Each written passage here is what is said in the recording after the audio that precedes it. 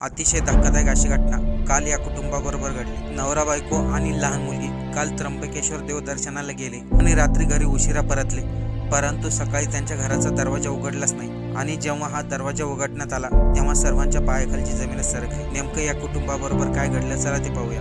नाशिकमधील पाथर्डी फाटा सराफ नगर या परिसरामध्ये विजय माणिक सहाने, त्यांची पत्नी आणि 9 वर्षीय चिमुरडी असा त्यांचा परिवार।